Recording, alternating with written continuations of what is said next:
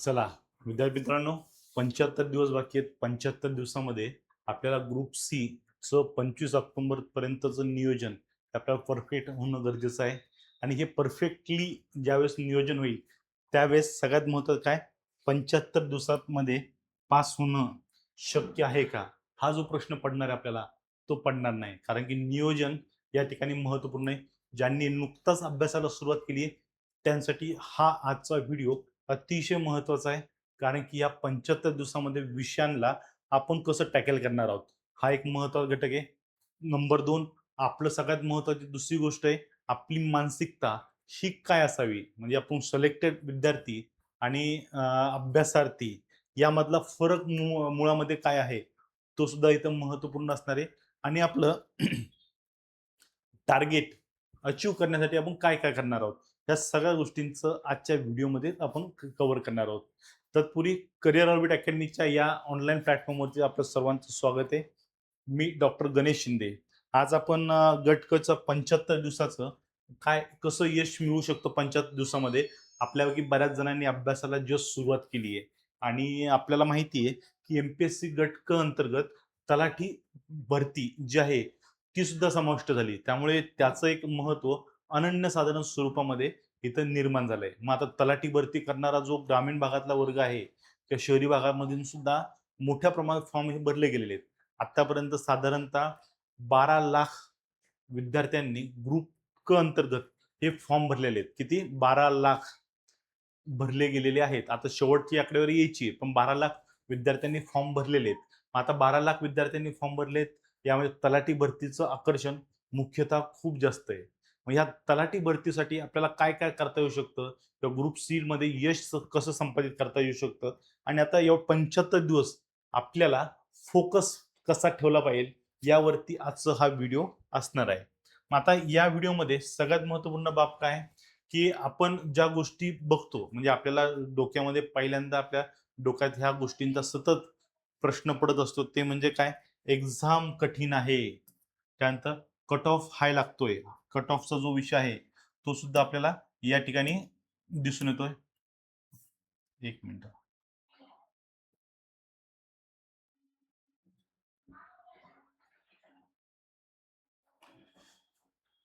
Exam कठीण आहे, cut off हायला जातोय, इतकं सोपं नाहीये, क्वेश्चन प्रेडिक्ट करणं कठीण आहे, स्पर्धा खूप मोठी आहे, अनिश्चितता आहे.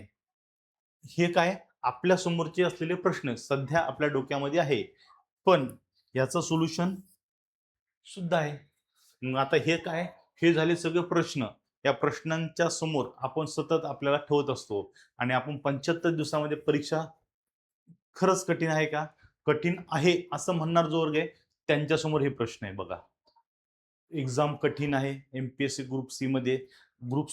जे सरळ सेवेची पदं होती ती ग्रुप सी मध्ये गेली. आता सरळ सेवेची परीक्षा ही सोपी असती असा म्हणणारा जो वर्ग होता, त्यांना आता एमपीएससी ग्रुप सी हा पेपर काय कठीण वाटतोय. त्यामुळे त्यांचं नियोजन, त्यांचा परीक्षेवर ते प्रश्नचिन्ह उपस्थित होतोय. त्यानंतर कट ऑफ हाय जातो. एमपीएससी मधला आपण आतापर्यंत बघितलंय की अनप्रेडिक्टेबल कट ऑफ हा झालेला आहे. आपण प्रेडिक्ट एक करतोय, कट ऑफ वेगळा लागतोय. ज्यावेळेस मागच्या म्हणजे आत्ताच्या वेळेस सुद्धा एमपीएससी गट ब ची जी जाहिरात आली होती, त्याचा जी एक्झाम झाली, त्या कट ऑफ प्रिलिमचा कट ऑफच्या संदर्भामध्ये सर्व क्लासमध्ये एक आकडा सांगितला गेला होता, कमी कट ऑफ लागेल असं सांगितलेलं, पण लास्ट इयर पेक्षा जास्त कट ऑफ लागला. ही वस्तुस्थिती आहे. त्यामुळे डोक्यामध्ये हा सुद्धा प्रश्न असतो की कट ऑफ हाय जातो, त्यामुळे आपण किती अभ्यास करावा, आणि अभ्यास केल्यानंतर या कट ऑफला आपण चेस करू शकू का, हा एक मोठा प्रश्न ज्यांना वाटतं की 75 दिवसात होऊ शकत नाही, त्यांना पडणारे प्रश्न आहे. त्यानंतर इतकं सोपं नाहीये, इतकं सोपं नाहीये, परीक्षा 75 दिवसामध्ये कव्हर करणं इतकं सोपं नाही, हा सुद्धा प्रश्न मुख्यतः आपल्या डोक्यामध्ये घुमतो. खरंच इतकं सोपं नाहीये का? जर नियोजनबद्ध आपण अभ्यास करत असेल तर सोपं आहे, पण नियोजनबद्ध असणं गरजेचं आहे. मग हेच आपल्याला आजच्या लेक्चरमध्ये कव्हर करायचं आहे.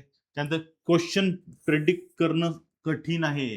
कोणताही क्लास असो, इव्हन मी सुद्धा क्वेश्चन पेपर प्रेडिक्ट करू शकतोय का? नाही. मी मोठे गावकर आहे का? नाही. मग आपलं काय प्रेडिक्शन, आपल्याला प्रिव्हियस इयरचे क्वेश्चन पेपरचं आपण अनालिसिस कसं करतोय, कसं आपण प्रश्नांना सोबत घेऊन आपला अभ्यास जो आहे तो पर्टिक्युलर करतोय आणि त्यासाठी आपण मिनिमम काय रेफरन्स मॅक्सिमम रिव्हिजन या पॉइंट ऑफ व्ह्यूने जातोय का, हा सुद्धा प्रश्न तेवढाच महत्वपूर्ण ठरणार आहे आपल्याला परीक्षेतलं यश संपादित करण्यासाठी. जर आपल्याला हे परीक्षेत यश संपादित करायचं असेल तर प्रेडिक्शन जे आहे त्याचा आपण आपल्या परीने पॉझिटिव्हली उच्चार करणं गरजेचं आहे. यानंतर स्पर्धा खूप मोठी आहे. 12 लाख विद्यार्थ्यांनी फॉर्म भरले. 12 लाख विद्यार्थ्यांचे फॉर्म आहेत. तर आपण कुठे लागणार? हाही प्रश्न पडणार. 12 लाख विद्यार्थी, पण ह्यामध्ये किती मुलं सिरियसली अभ्यास करतात हे सुद्धा तेवढंच महत्वाचं आहे. त्यानंतर 12 लाख मध्ये काय हौसे, नवसे, गवसे ह्या सगळ्यांचा समावेश आहे. आणि ह्या सगळ्यांचा समावेश आहे तर ही स्पर्धा जास्त असली तरी या स्पर्धेमध्ये तुमचा टिकाव लागू शकतो, हा सुद्धा विश्वास आपल्यामध्ये असणं गरजेचं आहे. आणि अनिश्चितता आहे. स्पर्धा परीक्षा ही अनिश्चिततेचं काय मोठं वारुळ आहे. हे सुद्धा खरं असलं तरी आपल्याला ह्या स्पर्धा परीक्षेला किती वेळ द्यायचा आहे हे आपण ठरवू शकतो. कारण अनिश्चितता या सगळ्या गोष्टींचा विचार केला तर आपण एकंदरीत काय हे काय सगळं तुम्हाला नकारात्मक बाबी सांगतात. नकारात्मक बाजू इथं काय होते दिसून येते. मग ही नकारात्मक बाजूचा विचार करायचा का आपण 75 दिवसामध्ये? आपण फॉर्म भरलाय 25 ऑक्टोबर साठी आणि त्यासाठी आपण हा विचार करतो, हे प्रश्न आपल्या डोक्यात घेऊन बसतोय, हे चालणार आहेत का? नाही. ह्या प्रश्नांचा विचार करण्याचा आपल्याकडे आता वेळ नाही. त्यामुळे ह्या प्रश्नाला मारायची फुली, या प्रश्नाला मारायची फुली. हे प्रश्न विचार न करता 75 दिवसातलं नियोजन कसं असणार आहे, कसं आपण ह्या परीक्षेला 100% आपले देणार आहोत, यावरती आपलं काम करणार आहोत. आणि यामध्ये सगळ्यात महत्वाचं काय, या परीक्षेमध्ये आपल्याला माहिती आहे जवळपास 5707 काय जागा आहेत. आणि एमपीएससीचा जर रेशो बघितला तर एका जागेसाठी जवळपास मुख्य परीक्षेसाठी 16 विद्यार्थी, म्हणजे 16 मॅक्सिमम 16 घेतले जातात. 13 ते 16 विद्यार्थी, 13 ते 16 विद्यार्थी हे सिलेक्ट केले जातात मुख्य परीक्षेसाठी. हे काय मुख्य परीक्षा, मुख्य परीक्षेसाठी एवढी मुलं सिलेक्ट केले जातात. आणि त्यांचा आकडेवारी किती, जवळपास 84,000 जे विद्यार्थी आहेत त्या विद्यार्थ्यांना मुख्य परीक्षेसाठी आणलं जाणार आहे. म्हणजे आपण जर 12 लाख फॉर्म येत असतील तर आपल्याला 84,000 मध्ये जर आपला अभ्यास झालाय तर आपण 84,000 मध्ये येऊ शकत नाही आहोत का? तर येऊ शकतो. तर 84,000 मध्ये आपण येणार नसेल तर कोण येणार आहे ते सुद्धा महत्वाचं आहे. कारण की 84,000 मुलं ही मुख्य परीक्षा देणार आहेत येणाऱ्या कालावधीमध्ये ग्रुप सी ची. त्यामुळे आपला मेन फोकस जो आहे ह्या परीक्षेला ओरिएंटेड असणार आहे.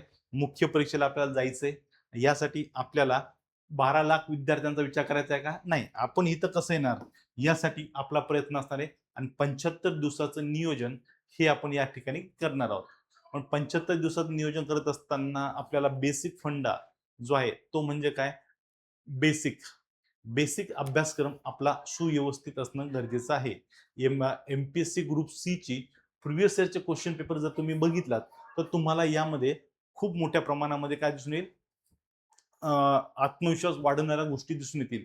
कारण की पेपरचं डीपनेस जी आहे ती ग्रुप बी किंवा ग्रुप ए सारखी तर नाहीये. इथं फॅक्च्युअल आहे, नंबर एक. नंबर दोन, दुसरी सगळ्यात महत्वाची गोष्ट, सरळ सेवेतली पद ही आता एमपीएससी ग्रुप सी मध्ये आली. म्हणजे काय झालं, आता एमपीएससी ग्रुप सी ही परीक्षा देणाऱ्यांमध्ये जे 12 लाख फॉर्म आलेत, या 12 लाखापैकी जवळपास 6 लाख 6 ते 7 लाख फॉर्म हे सरळ सेवेतले विद्यार्थी इकडे शिफ्ट झालेले आहेत. मग सरळ सेवेतले विद्यार्थी शिफ्ट झाले तर आयोग परीक्षा कंडक्ट करत असताना, पेपर काढत असताना या सरळ सेवेच्या विद्यार्थ्यांना सुद्धा समोर ठेवणार आहे. त्यांचा अभ्यासाची स्थिती, त्यांना अभ्यासात असलेलं लक्ष, या सगळ्या गोष्टींचा या ठिकाणी लक्ष ठेवलं जाणार आहे. त्यामुळे 75 दिवसाचं नियोजन करत असताना आपण फक्त ज्यांचा अभ्यास 2-3 वर्षापूर्वी झालेला आहे, चांगला स्थिती आहे, त्यांचा विचार न करता आपल्याला जो सामान्य विद्यार्थी जो आहे ग्रामीण भागातला, जो सरळ सेवेची तयारी करत होता, या विद्यार्थ्याच्या अनुषंगाने सुद्धा पेपर हा सेट होणार आहे. त्यामुळे मानसिकता आपली क्लिअर असावी की आपल्याला सोपे प्रश्न आपले सुटता कामा नये. सगळ्यात महत्वाचं काय सोपे प्रश्न, सोपे प्रश्न आपले मुख्य टार्गेट असणारे आणि 100 पैकी नाही म्हणलं तर 30 ते 40 प्रश्न हे ह्या कॅटेगरीमध्ये असणारे. आपले हे 30 ते 40 प्रश्न जे आहेत जर आपण इथं अचीव करत असेल तर आपलं सक्सेस हे 100% आपल्या हातामध्ये असल्याचं दिसून येतं. ओके. यामध्ये आता आपण 75 दिवसात नियोजन करतोय की आपली मानसिकता, आपलं नियोजन करत असताना आपली मानसिकता कशी असावी हे तेवढंच महत्वाचं आहे. कारण की मानसिकता जर आपली पॉझिटिव्ह नसेल तर रिझल्ट पॉझिटिव्ह येणार आहे का? नाही. आपलं काय मानसिकता पहिले पॉझिटिव्ह करणं गरजेचं आहे. मग आता यामध्ये सगळ्या बाह्य प्रमाणीकरणाची गरज कमी करणं. बाह्य प्रमाणीकरण करणं म्हणजे काय? मुळात तो प्रश्न आहे. मुळामध्ये काय प्रश्न आहे? बाह्य प्रमाणीकरण म्हणजे काय? कोण काय म्हणतंय? कुणाचं काय मत आहे माझ्याविषयी? जर मी अभ्यास केला तर कोण काय म्हणेल? अभ्यास नाही केला आणि पास झालो नाही, तर माझा अमुक व्यक्ती, अमुक नातेवाईक, अमुक मित्र माझ्याविषयी काय मत व्यक्त करेल. त्यांच्या संदर्भामध्ये तुम्ही वेळ देणं मूळतः मूर्खपणाचं लक्षण आहे. या कोणत्याही गोष्टी आपल्याला या ठिकाणी करायच्या नाही. कोण काय म्हणतं हे आपल्याला हे करायचं नाही. तुम्हाला कोणाला सिद्ध करण्यासाठी तुम्ही जाताय का परीक्षेला? नाही. तुम्हाला अधिकारी पदावर जायचंय, अधिकारी बनायचंय. अधिकारी बनायचंय तर अधिकारी बनण्यासाठी तुमचं सगळ्यात महत्वाचा उद्देश काय? आपल्याला सध्याच्या स्थितीमध्ये 75 दिवसामध्ये परीक्षा क्लिअर करायची आहे. तर क्लिअर करायची पूर्वपरीक्षा तर आपल्याला कोणकोणत्या गोष्टी आहे? मग आपलं ध्येय बाह्य प्रमाणीकरणाची गरज नाहीये. मग आपलं ध्येय निश्चित असावं. ध्येय काय? 25 ऑक्टोबर. 25 ऑक्टोबर हे आपलं काय 2026 ही आपली ध्येय आहे. ह्या ध्येयाला गाठण्यासाठी इतर कोणाचा विचार न करता परीक्षेची गरज काय आहे? काय परीक्षेची गरज काय आहे ही समजून घ्यायची आहे. आणि परीक्षेच्या गरजेनुसार आपल्याला अभ्यासामध्ये काय करायचंय ह्या गोष्टीवरती आपण विशेषतः लक्ष देणं गरजेचं आहे. यानंतर बघा प्रक्रिया केंद्रित अभिमुक्तता. प्रक्रिया केंद्रित म्हणजे काय? प्रोसेसनुसार गोष्टी होणार आहेत. प्रोसेसनुसार रिझल्ट काय आहे, कट ऑफ किती लागणार आहे, या फालतू गोष्टी ज्या आहेत, या फालतूच म्हणावं लागेल, त्याचा विचार करायचा नाही. ओके. आपण रिझल्ट मध्ये जाणार आहोत का? अजिबात न विचार करायचा. पुढे काय होणार त्याचा विचार न करता वर्तमान वर्तमान हातात आहे.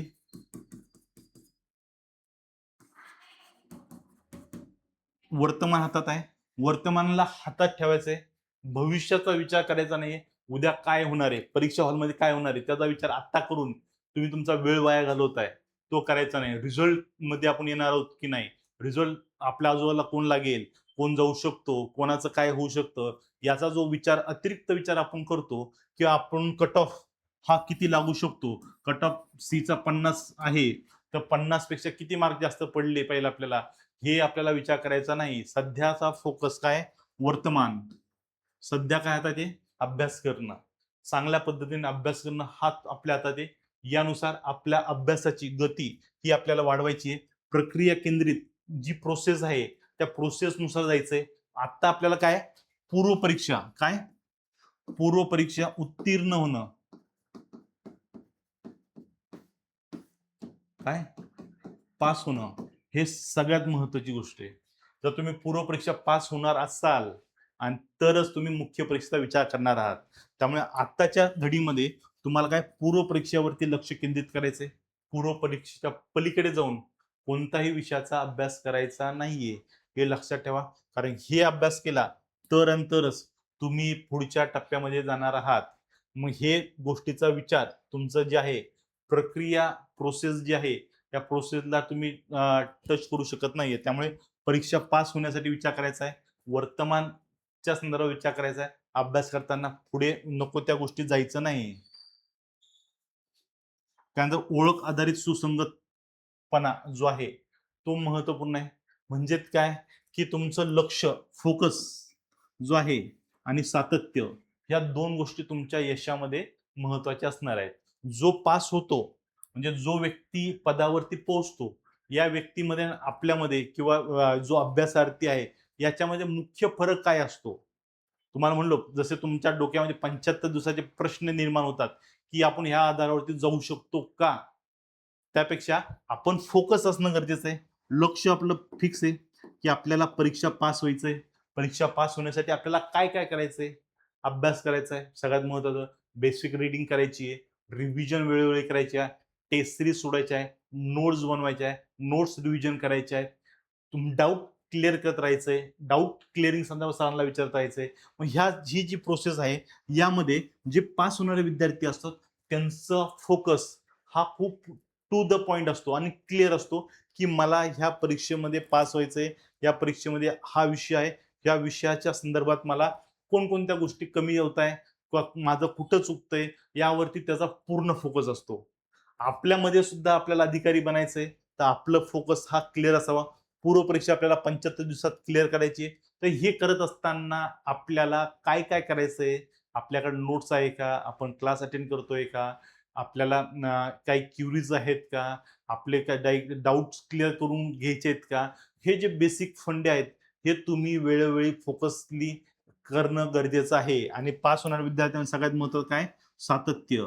त्यांच्यामध्ये कामामध्ये सातत्य हे कायम असतं. म्हणजे आज सोमवारी, मंगळवारी, बुधवारी 3 दिवस अभ्यास केला, कंटाळा आला, गुरुवारी सुट्टी घेतली आणि शुक्रवारी थोडासा अभ्यास केला, शनिवारी थोडा केला, रविवारी सगळ्यांना सुट्टी असते म्हणून आपणही सुट्टी घेतली.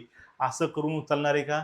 नाही. तुमच्या अभ्यासामध्ये सातत्य, चिकाटी आणि काय गुणवत्ता, या सगळ्या गोष्टी तुमच्या अभ्यासामध्ये असणं गरजेचे आहेत. आणि आत्ताच्या घडीमध्ये 75 दिवसामध्ये यामध्ये कोणत्याही स्वरूपामध्ये कॉम्प्रोमाईज शक्य नाहीये.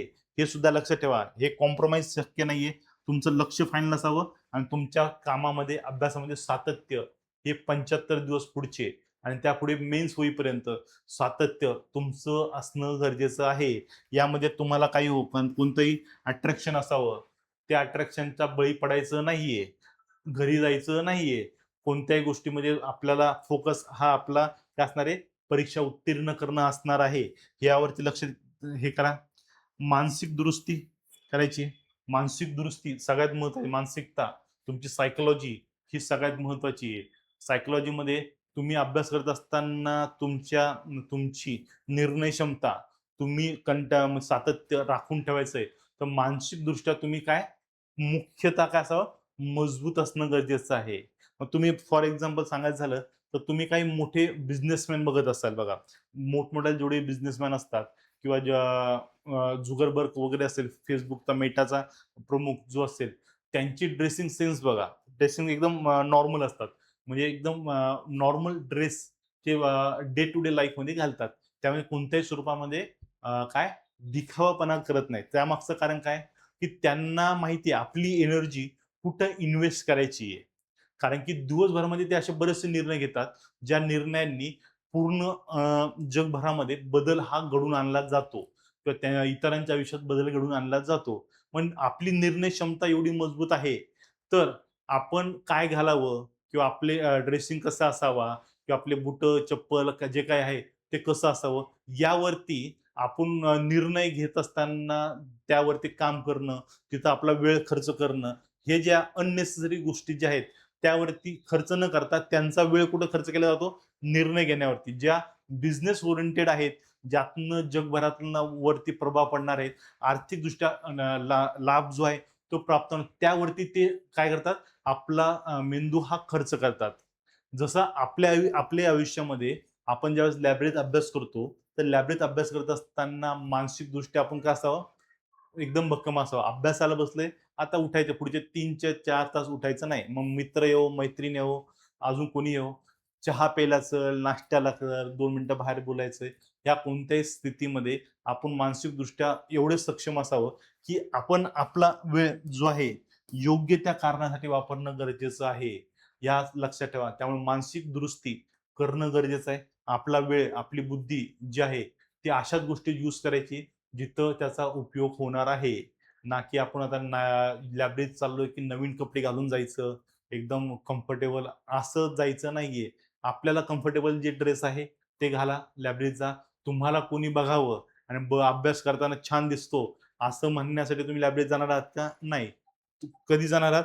ज्यावेळेस तुम्हाला अभ्यास करायचा आहे, अभ्यास करायच्या अनुषंगाने तुम्ही पुढे जाताल. ओके, पास झालात तर गोष्टी वर्कआउट ह्या चांगल्या पद्धतीने होणार आहेत. या गोष्टींचं आपल्याला इथं हे करायचं आहे. गोल्डन टिप आहे जी तुम्हाला अभ्यासासाठी सगळ्यात महत्वाची आहे. त्यामुळे गोल्डन टिप सगळ्यात महत्वपूर्ण असणार आहे. आठवड्याचा प्लॅन करायचा आहे आपल्याला. आठवड्यामध्ये आपल्याला कोणकोणते विषय आहेत जे आपल्याला सहजरित्या सॉल्व्ह होऊ शकतात. मग असे असे जे विषय आहेत अशा विषयांना आपल्याला टार्गेट करायचंय. मग यामध्ये भारतीय राज्यव्यवस्था असतील, राज्यव्यवस्था, त्यानंतर भूगोल आहे, त्यानंतर अंकगणित, बुद्धिमत्ता, त्यानंतर विज्ञान, त्यानंतर चालू घडामोडी आणि त्यानंतर इतिहास. आता हे काय महत्वाचे विषय आहेत. ह्या विषयांच्या संदर्भात आपल्याला आठवड्याचं टार्गेट आपण निश्चित करणं गरजेचं आहे. आठवड्याला आपण 2 विषय सहसा घेऊ शकतो. मग आता हे करत असताना मग यामध्ये आपल्याला टार्गेट करायचं बाबा डेली मध्ये आपण काय काय करू शकतो. अंकगणित, बुद्धिमत्ता चाचणी आहे, याचा सराव असेल. मग ह्याचा सराव सराव किती तास, किती वेळ करावा? 1 ते 2 तास याचा सराव आपण डेली मध्ये करणं गरजेचं आहे. एक वेळ निश्चित आपल्याकडे असणं गरजेचं आहे. आठवड्याचा प्लॅन सांगतोय मी. आठवड्याच्या प्लॅन संदर्भामध्ये तुम्ही तसं करू शकतात. यामध्ये अजून काय आहे, कोणता विषय जो आपल्याला डेली मध्ये गरजेचा आहे, हा चालू घडामोडी डेली गरजेचा आहे. इथं सुद्धा 1 ते 2 तास आपल्याला डेली करणं गरजेचं आहे. मग आता ह्याचा टाइम आपल्या सोयीनुसार आपण घेऊ शकतो. झोपताना घेऊ शकतो किंवा दुपारच्या वेळेस घेऊ शकतो. तिथं कॉन्सन्ट्रेशन आपलं हलतं. जेवण झाल्यावर अभ्यासाला बसलं, कंटाळा येतो. अशा वेळेमध्ये करंट अफेअर्स घ्यायचं. अशा वेळेमध्ये 2 तासात सराव करण्यासाठी अंकगणित, बुद्धिमत्ता घ्यायचं संध्याकाळी जेवण झाल्यावरती. म्हणजे हे 2 ते 4 तासाचा जो कालखंड आहे हा डेली मधला आहे. हा डेली मध्ये आपल्याला प्रॅक्टिस सेशन मध्ये त्याला कव्हर करायचं आहे. मग हे करत असताना तुम्हाला लेक्चर बघायचे आहेत, तुम्हाला प्रॅक्टिस करायची डायरेक्ट, हे आपल्यावरती डिपेंड असणार आहे. ह्या गोष्टींना आपण इथं बळ देणार आहोत. मग ह्या व्यतिरिक्त इतर विषय आहेत. मग इतर विषया संदर्भामध्ये जास्त प्रश्न कुठे आहे? विज्ञान. विज्ञानचे प्रश्न अधिक असतात. मग विज्ञानला आपण कोणता वेळ घेतला पाहिजे आठवड्याचा? म्हणजे आपल्या आठवड्याचे विषय टार्गेट करायचा बाबा ह्या आठवड्यामध्ये मी ह्या विषयाला 2 विषयाला टार्गेट करणार आहे. विज्ञान आणि इतिहास, विज्ञान आणि भूगोल, भूगोल आणि राज्यशास्त्र असे काही टार्गेट करणार. मग ह्यासाठी विज्ञान असेल, या विषयासाठी मी मॉर्निंगचा सेशन जो आहे सकाळी ते 3 ते 4 तास झोपून उठल्यानंतर ते डोके फ्रेश असतं.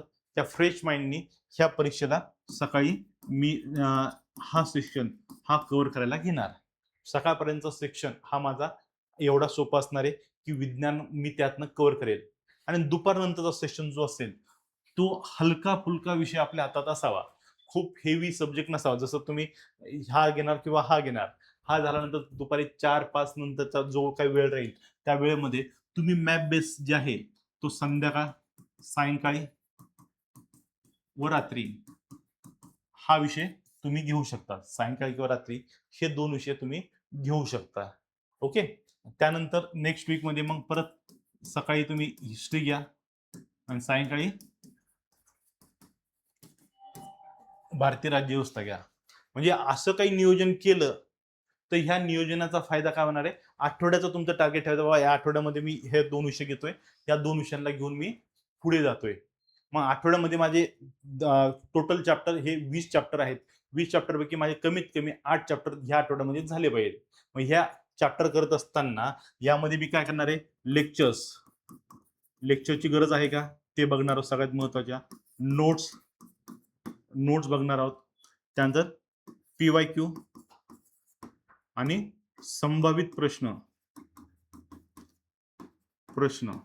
ह्या सगळ्या गोष्टींचा मी काय करणार आहे? अभ्यास करणार आहे किंवा युट्यूबला जाऊन बघणार आहेत. हे तुम्ही एकतर लेक्चर्स करिअर ऑर्बिट अकॅडमीचे लेक्चर्स आपण बघू शकतात. प्रहार बॅच असेल, तलाठी भरती असेल, हे लेक्चर बघू शकतात. तुमच्या नोट्स आपल्या आहेत त्या बघू शकतात, वाचू शकतात, स्वतःच्या काढू शकतात. किंवा PYQ जे आहेत ते सुद्धा तुम्ही YouTube वरती जाऊन सतत बघू शकतात. काय कमी कमी वेळाचे असतात ते तुम्ही YouTube वरती जर बघितलं तर तुम्हाला याचा फायदा हा परीक्षेमध्ये खूप जास्त प्रमाणात होताना दिसून येईल. त्यामुळे आठवड्याचा प्लॅन हा आपला निश्चित असतो. प्रत्येक विद्यार्थ्यांना आपल्या सोयीनुसार आठवड्याचा प्लॅन करावा आणि तो प्लॅन करत असताना ह्या प्लॅनमध्ये आपण काय काय करणार आहोत, ह्या व्यतिरिक्त ह्या गोष्टी प्रायोरिटीवर असणारे, हे विषय असणारे, या विषयांना आपल्याला तिथं सॉल्व्ह करायचं आहे. ओके, ह्या सगळ्या गोष्टी महत्वाच्या आहेत. यानंतर रात्रीचं प्लॅन करा आणि उद्या काय वाचणार आहात म्हणजे उद्याचा जो प्लॅन आहे म्हणजे काय, उद्या सकाळी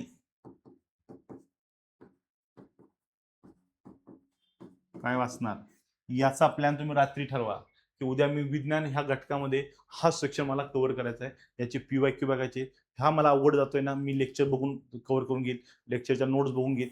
हे तुम्हाला क्लिअर असणं गरजेचं आहे. कुठून वाचायचं, काय वाचायचं हे रात्री एक दिवस रात्री तुम्ही ठरवा आणि त्यानुसार याला काम करा, जेणेकरून तुम्हाला परीक्षेमध्ये याला यश हे तुम्हाला संपादित करणं सोपं जाणार.